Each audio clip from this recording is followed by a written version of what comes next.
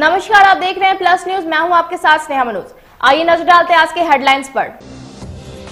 मधेपुरा में आलमनगर में बोले नीतीश कुमार, हमने किया है न्याय के साथ विकास, जिनको मौका मिला सिर्फ अपना विकास किया।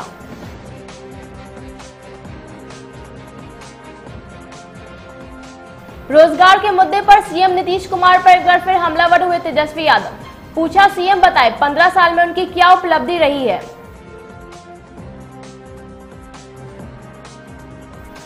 चिराग ने कहा नीतीश कुमार का लक्ष्य भाजपा को हराना है, 10 नवंबर को महागठबंधन के साथ मिलकर सरकार बनाएंगे।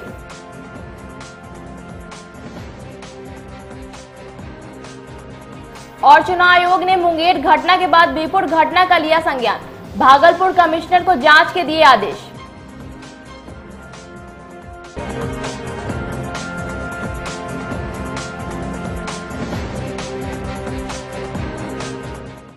अब खबरें विस्तार से। बिहार में विधानसभा चुनाव के तहत नीतीश कुमार की जनसभाओं का दौर लगातार जारी है। आज मेघपुरा और सुपौल में नीतीश कुमार की सभाएं हैं। पहली सभा मेघपुरा में आलमनगर में हुई, जहां नीतीश कुमार ने अपराध का राज का याद दिलाया। उन्होंने कहा कि जिनको मौका मिले उन्होंने कभी कभी चिंता नहीं की, वर्ल्ड बैंक से कर्ज लेकर काम किया है।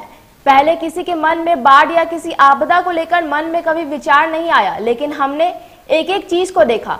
कोसी को और बेहतर बनाएंगे, इतना काम करवाएंगे। आपदा को बेहतर किया गया। आपदा के मामले में बिहार को पुरस्कार दिया जाएगा। जब भी हमने मौका दिया हम लोगों ने सेवा की। लोक शिकायत निवारण कानून सब कुछ बना करके एक एक चीज, विकास का काम, समाज सुधार का काम, एक एक चीज। और महिलाओं के कहने पर हमने इस बार शराबबंदी लागू किया। और आप जान लीजिए, ये शराबबंदी जो लागू किया, महिलाओं की स्थिति में सुधार, युवक युवतियों की स्थिति में सुधार, लेकिन कुछ जो धंधेबाज लोग हैं वो हमारे बड़े खिलाफ हो गए, बहुत खिलाफ, अनाप शनाप करते रहते हैं। तो आप लोगों को भाई सचेत रहना। क्या परिवर्तन आया है? महिलाओं की मांग पर हमने किया, और जब उसको लागू किया 16 में, और सब जगह हम घूम रहे थे, तो एक जगह महिला ने कहा, अपनी बात हम कहते थे बताइए। एक जगह महिला ने कहा, मेरे पति शराब पीते थे, शाम में घर लौट कर आते थे, झगड़ा करते थे, देखने में क्रूर लगते थे, और अब जब शराबबंदी हो गया तो मेरे पति शाम में आते हैं, बाजार से तरकारी खरीद करके आते हैं और हंसते हैं, मुस्कुराते हैं, और अब देखने में अच्छे लगते हैं। तो कितना बड़ा परिवर्तन है। लेकिन चंद लोग तो समाज में होता ही है, धंधेबाज। लेकिन इन सब चीजों के लिए जो भी करने की कोशिश हम लोगों ने की है, तो आप जानते हैं एक एक काम हम लोगों ने किया है। केंद्र सरकार का भी पूरा सहयोग, तो मिल करके हम लोग बिहार को आगे ले जाने की कोशिश कर रहे हैं। और जो आप लोगों ने मौका दिया, क्या हाल था पहले भाई? बिजली की क्या स्थिति थी? गांव को तो छोड़ दीजिए, शहर में भी नहीं मिलता था ठीक से। मात्र 700 मेगावाट बिजली की खपत थी। हमने बिजली की स्थिति में सुधार लाया, और इस बार कहा था हर घर बिजली पहुंचाएंगे।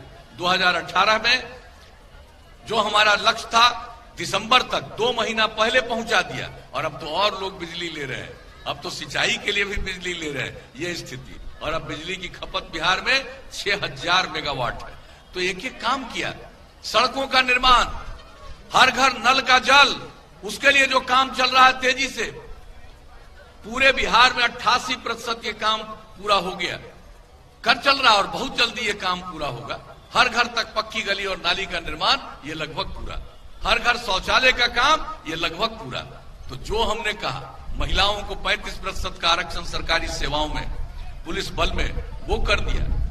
हर जिले में इंजीनियरिंग कॉलेज, पैरामेडिकल संस्थान, पॉलिटेक्निक संस्थान, महिला ITI, GNM संस्थान, हर सब डिवीजन में ANM संस्थान, हर सब डिवीजन में ITI। ये कितने बड़े पैमाने पर काम किया। चुनावी जनसभा को संबोधित करने से पहले एक बार फिर नेता प्रतिपक्ष तेजस्वी यादव ने बिहार के मुख्यमंत्री नीतीश कुमार पर निशाना साधा है। तेजस्वी ने इस बार फिर से रोजगार के मुद्दे पर उन पर निशाना साधा है। तेजस्वी ने पूछा है कि नीतीश कुमार हमसे पूछते हैं कि रोजगार देने के लिए हम पैसा कहां से लाएंगे, और खुद ही बीजेपी का खंडन कर रहे हैं। बीजेपी के नेता कैसे रोजगार देने की बात कर रहे हैं, अब ये तो नीतीश कुमार जी ही बताएंगे। तेजस्वी ने बिहार की खराब व्यवस्था पर सवाल खड़ा करते हुए इसे चौपट बताया है। शिक्षा, स्वास्थ्य जैसे बुनियादी जरूरत के लिए भी विभागों की सीट रिक्त पड़ी है। इन सभी जगहों पर जब भर्ती होनी है फिर तो शिक्षा और स्वास्थ्य को सुधार कैसे होंगे। इन लोगों को तब तक भरोसा नहीं होगा जब तक हमें एक मौका नहीं मिलेगा, इसलिए हम लोगों से एक मौका मांग रहे हैं। तो हम इस पर कोई टिप्पा टिप्पणी नहीं करना चाहते, हम उनसे केवल ये जानना चाहते हैं बिहार में कारखाने क्यों नहीं लगे, बिहार में निवेश क्यों नहीं आया, बिहार में पलायन क्यों नहीं रुका, बिहार में बेरोजगारी दर 46.6% क्यों है, बिहार सबसे गरीब क्यों है, बाढ़ के लिए आपने क्या किया। तो इन सारे विषयों पे अगर नीतीश कुमार जी केंद्रित करें तो ज़्यादा अच्छा होगा। देखिए, ये तो बीजेपी की बातों का ही खंडन कर रहे हैं नीतीश कुमार जी। बीजेपी ने जो कहा है 4 लाख नौकरियां देंगे, ये तो उन्हीं की बातों का खंडन कर रहे हैं। और हम कितनी बार बता रहे हैं, नीतीश जी से ज़रा पूछिए कि कितने पद जो हैं वो रिक्त हैं, खाली पड़े हुए हैं। 4.5 लाख नौकरियां खाली पड़ी हुई हैं। राष्ट्र औसत के मुकाबले 5.5 लाख बनता है। देखिए नीतीश कुमार जी, हम बार बार कह रहे हैं, थक चुके हैं, उनसे बिहार नहीं संभल रहा। अस्पताल की व्यवस्था क्यों चरमराई है? क्योंकि डॉक्टर नहीं है, इलाज नहीं हो पाता है, नर्सेज नहीं है, कंपाउंडर नहीं है। एजुकेशन पूरा चौपट क्यों हो गया है? क्योंकि टीचर्स नहीं है, यूनिवर्सिटीज़ में प्रोफेसर्स नहीं है। अब जब तक पद को नहीं बना, नौकरी देने का केवल सवाल नहीं है, नौकरी तो मिलेगा ही मिलेगा, साथ में शिक्षा विभाग भी सुधरेगा, स्वास्थ्य विभाग भी सुधरेगा, लॉ एंड ऑर्डर के पुलिस डिपार्टमेंट भी सुधरेगा। नीतीश जी बताएं, पर लाख आबादी पर बिहार में कितने पुलिसकर्मी हैं? 77 हैं केवल। वो उनको बताना चाहिए कि 1 लाख आबादी पे मणिपुर में 1000 से ज़्यादा क्यों है। तो इन सारे विषयों को लेकर के हम लोग जो हैं, जो हमने विजन रखा है, इसीलिए तो हम मांग रहे मौका। जो नीतीश जी ने नहीं किया, नहीं कर पा रहे हैं, हाथ खड़े कर दिए, इसलिए तो हम बिहार की जनता से मौका मान रहे हैं कि हमको एक मौका दीजिए, हम ये करके दिखाएं। 3 नवंबर को दूसरे चरण का चुनाव होना है, जिसको लेकर सभी दलों में एक दूसरे पर आरोप का दौर जारी है। इसी कड़ी में पटना में आयोजित प्रेस कॉन्फ्रेंस में चिराग पासवान ने एक बार फिर नीतीश कुमार पर हमला बोला है। चिराग ने नीतीश कुमार को लेकर बड़ा दावा किया था। चिराग पासवान ने कह दिया कि 10 नवंबर को फिर पलटी मार लेंगे और महागठबंधन के साथ मिलकर सरकार बनाएंगे। चिराग ने यह भी कहा कि पहले चरण में चुनाव के बाद जो परिणाम निकलकर सामने आए हैं, उसे यह भी लगता है कि लोजपा कार्यकर्ताओं में जबरदस्त उत्साह है। वहीं चिराग ने नल जल योजना को लेकर एक बार फिर से उन्हें टारगेट किया है। उन्होंने कहा कि जल नल योजना में लूट मची है, फिर सीएम चुप क्यों हैं? देखिए, बिहार के जो प्रधानमंत्री हैं, उनकी जो विकास की सोच है, उस विकास की सोच पर बिहार भाजपा के कम से कम नेता काम नहीं कर रहे हैं, ये बात स्पष्ट है। बिहार भाजपा के नेता अगर काम कर रहे होते तो 2017 में जिस तरीके से मुख्यमंत्री रातों रात महागठबंधन छोड़कर आए, तो सबसे पहले नया एजेंडा बनता, ना कि 7 निश्चय के ऊपर काम हो रहा होता। और ये जो अगली सरकार के लिए जो लोग साथ में जा रहे हैं, पहले कॉमन मिनिमम प्रोग्राम तैयार किया जा रहा होता, ना कि मुख्यमंत्री जी का जो एजेंडा है 7 निश्चय पार्ट 2, इसके ऊपर काम किया जाता। तो मुख्यमंत्री जी ने, मुख्यमंत्री पिछले 5 साल का मुख्यमंत्री अपना 5 साल में उनकी क्या उपलब्धि रही, आज जब वो जनता के बीच जा रहे हैं, अगला आप रोड मैप नहीं बता रहे, कोई बात नहीं, आप मत बताइए कि आपने अगले 5 साल में आप क्या करने वाले, नहीं करने वाले, पर पिछले 5 साल में मुख्यमंत्री ने क्या किया, ये बात तो बताएंगे ना जनता को। आज ये बैठ जाते हैं, बात करते हैं, उस वक्त हम साइकिल बांटे थे, तो उस वक्त हम वो किए थे, तो बाबा कोसी की बाढ़ जब आई थी तब भी आप क्विंटल बाबा के नाम से आप मछली साझा किया जाएगा। मौजूदा मुख्यमंत्री को आज मैंने पत्र लिखा है, जिसमें मैंने आग्रह किया है कि भैया मुक्का चुनाव सिर्फ और सिर्फ विकास के एजेंडे पर लड़ा जाना चाहिए। और मुख्यमंत्री लाख प्रयास कर ले, मैं नैरेटिव बदलने नहीं दूंगा, लाख कोशिश कर लें ध्यान भटकाने का कि दुर्गा भक्तों के ऊपर गोली क्यों चली, या बिहार में 7 निश्चय सबसे बड़ी भ्रष्टाचार की योजना कैसे बनी, या यहाँ पर किस तरीके से बेरोजगारी को मुख्यमंत्री ने बढ़ावा दिया, या जो इनकी युवा विरोधी सोच है कि ना युवाओं को पढ़ने देंगे ना प्रदेश में रोजगार देंगे, मैं नैरेटिव नहीं बदलने दूंगा। बिहार सरकार के सूचना एवं जनसंपर्क मंत्री नीरज कुमार ने कहा कि लोजपा सुप्रीमो चिराग पासवान आज की तारीख में 420 के आरोपी तेजस्वी यादव के राजनीतिक सहवाला बने फिर रहे हैं। उनकी राजनीति का डीएनए तेजस्वी से मेल खाता है, यह राघोपुर में साबित हो गया है। अब वो खुलकर तेजस्वी यादव की वकालत करने में मशगूल हैं। तेजस्वी पर तो भ्रष्टाचार का आरोप लगा हुआ ही है। उन्होंने कहा कि अब चिराग पासवान अपने चाचा पर भी सवाल खड़े कर दिया है। पशुपतिनाथ पारस जी की लोजपा और उनके परिवार में बहुत ही अहम भूमिका निभाई है। बतौर बिहार सरकार के मंत्री रहकर उन्होंने 7 निश्चय क्रियान्वयन में भागीदारी निभाई है। चिराग पासवान अब बुझता हुआ चिराग रह गए हैं, जो लालटेन के साथ भभक रहे हैं। वह लालू प्रसाद और तेजस्वी यादव की राजनीति को पोषित कर रहे हैं। तो ये जो गुनाहनामा इनका है, चूंकि राजनीति, आप परिवार के वारिस हैं, राजनीति के वारिस हैं, आप संपत्ति के वारिस हैं, तो अपराध के भी वारिस आप ही माने जाएंगे। और चूंकि अपराध आज भी आप कर रहे हैं, बिहार को उसी दौर में ले जाना चाहते हैं, गुंडा अपराधी लंपट जेल में बैठा हुआ अपराधी के बदौलत बिहार की शासन व्यवस्था को चुनौती देने की जो दुस्साहसपूर्ण कोशिश आप कर रहे हैं, तो बिहार की जनता कम से कम यह देख पाए कि भाई एहसास हो कि ये जो वेबसाइट है, और हम बिहार के लोगों से अनुरोध भी करेंगे कि जिनको उस 15 साल का जो भी अनुभव है, अपने जीवन में जो व्यक्तिगत घटनाएं हुई हैं, मैं देख रहा हूं बहुत सारा आजकल सोशल मीडिया में मैं देख रहा हूं चल रहा है कि हम जा रहे थे फला जगह, हमारा तो कपड़ा छीन लिया, हमारा साइकिल छीन लिया, हमारा साथ यह दुर्व्यवहार हुआ। तो उन तमाम बिहार के नागरिकों से हम अनुरोध करेंगे कि अपने अनुभव को इस वेबसाइट पर साझा कर सके, जिससे पूरा दुनिया यह देख सके। बिहार विधानसभा चुनाव के दूसरे चरण को लेकर पटना में तैयारियां पूरी कर ली गई है। पटना जिले में कुल 9 विधानसभा में से 176 प्रत्याशी चुनावी मैदान में हैं।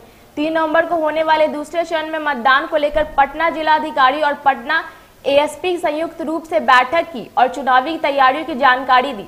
पटना के डीएम कुमार रवि ने मतदान केंद्रों में संबंधित जानकारी देते हुए दूसरे फेज में चुनाव के लिए 251 आदर्श मतदान एवं महिला मतदान केंद्र बनाए गए हैं। वहीं कोविड-19 मरीज के लिए मतदान समाप्ति के 1 घंटे पूर्व मत का प्रयोग करने का आदेश दिया गया है।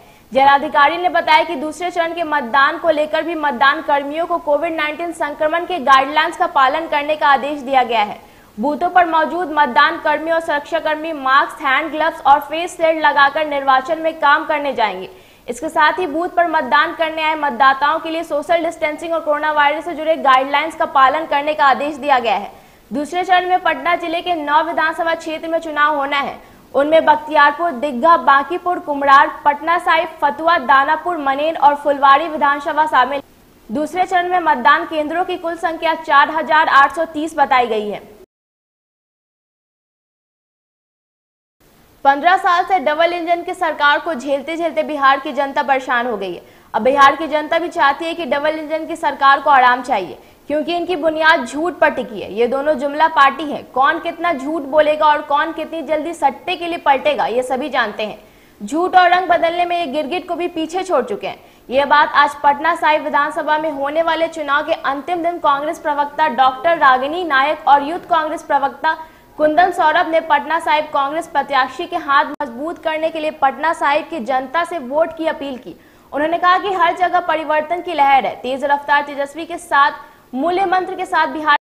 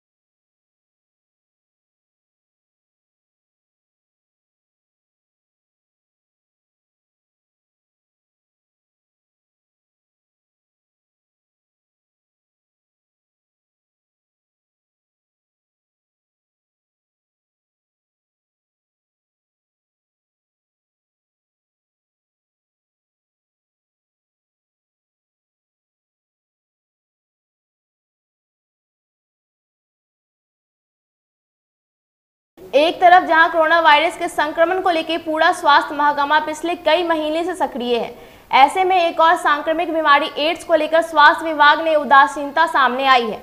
बता दें कि इस दौरान विभाग ने पूरा ध्यान कोविड-19 को नियंत्रण करने में लगा रखा था।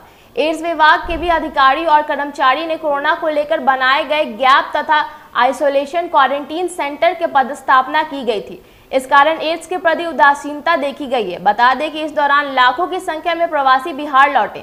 सासाराम में अगर बात की जाए तो फरवरी से लेकर अब तक कुल 24 एड्स के मरीज मिले हैं। क्रम के दौरान अभी तक कितना हो चुका है, एड्स पॉजिटिव कितने मरीज मिल पाए हैं? ये मार्च से जो कोरोना का प्रकोप सामने आया, उस पीरियड से सारे लोगों को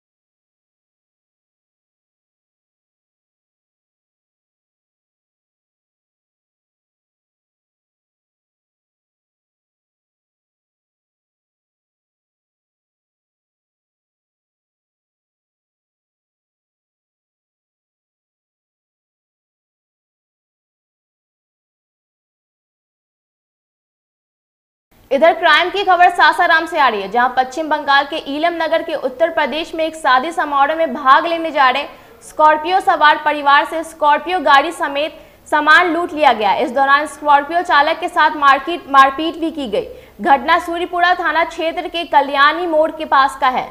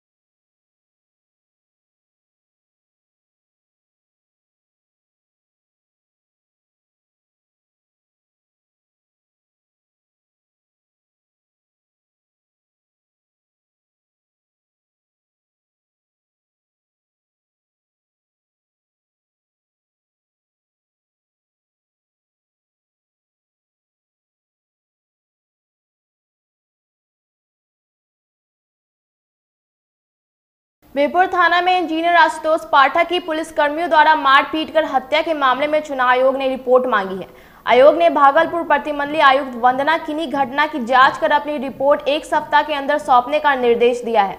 बीरपुर थाना के मुख्य आरोपी थानेदार फरार चल रहे हैं। रंजीत कुमार की अभी तक गिरफ्तारी नहीं हो पाई है, जिससे लोगों में आक्रोश है। लोगों ने आंदोलन की भी धमकी दी है। शुक्रवार को एसआईटी की टीम से फरार एसआई पूर्णिया बिहार विधानसभा चुनाव को लेकर पूर्णिया पुलिस सख्ती में है। वहीं दूसरी ओर आचार संहिता को लागू होने के बावजूद शहर में आए दिन मर्डर चोरी की वारदात बढ़ती जा रही है, जबकि पुलिस प्रशासन इतनी सख्ती के बावजूद आपराधिक घटना को अंजाम दे रहे हैं। इस घटना की एक झलक ये भी है कि शायद शराब माफिया को पुलिस का डर होने के कारण शराब की बड़ी खेप मिलने की वजह से कस्बा थाना क्षेत्र के मलड़िया पंचायत में भारी मात्रा में मिली विदेशी शराब बरामदी लेकर शराबी माफिया का कोई पता नहीं चल पाया है।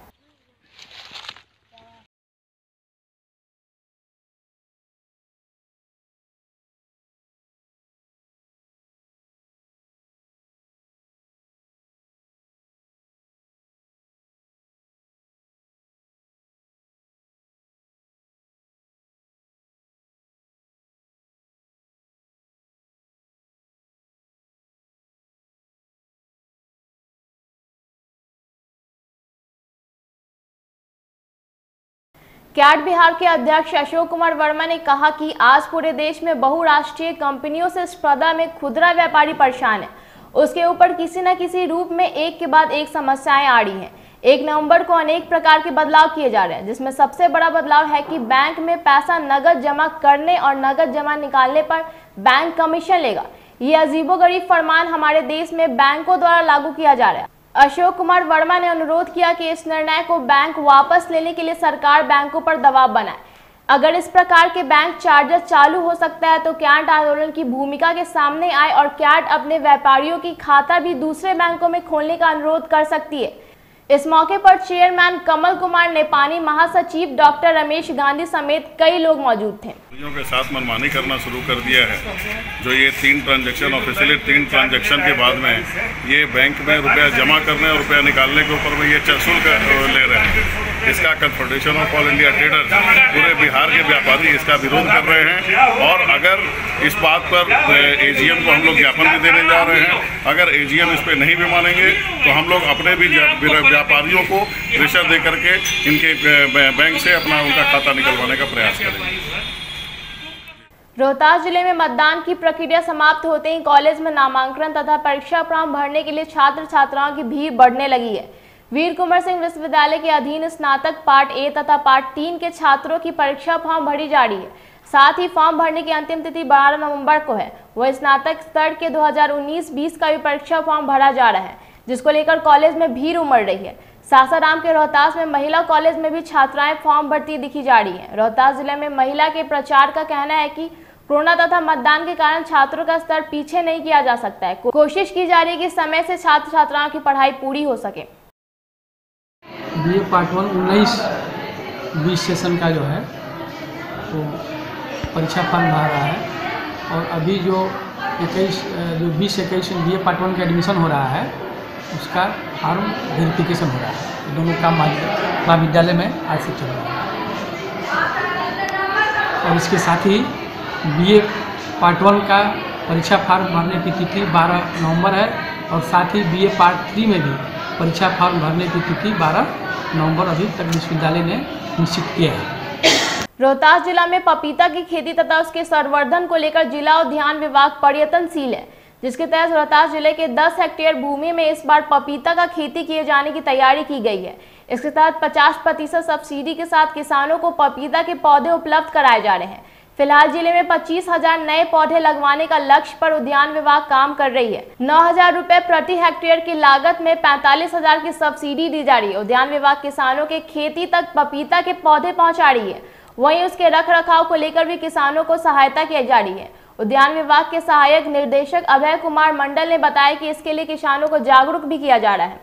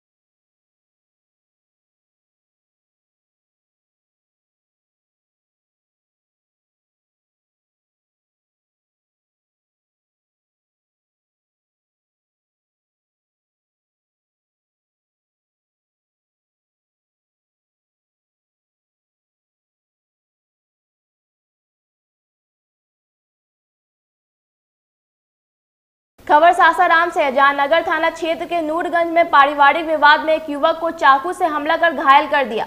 घायल का इलाज के लिए सासाराम के सदर अस्पताल लाया गया है। घायल शख्स का नाम शहबाज आलम है। घटना के बारे में बताया जाता है कि शहबाज की बड़ी बहन का 3 तलाक हो चुका था। उसको लेकर बहन के ससुराल पक्ष से विवाद चल रहा था। इसी बीच बहन के देवर नूरगंज स्थित घर में पहुंचकर तलाक को लेकर झगड़ा करने लगे। विरोध करने पर चाकू से हमला कर शहबाज को घायल कर दिया।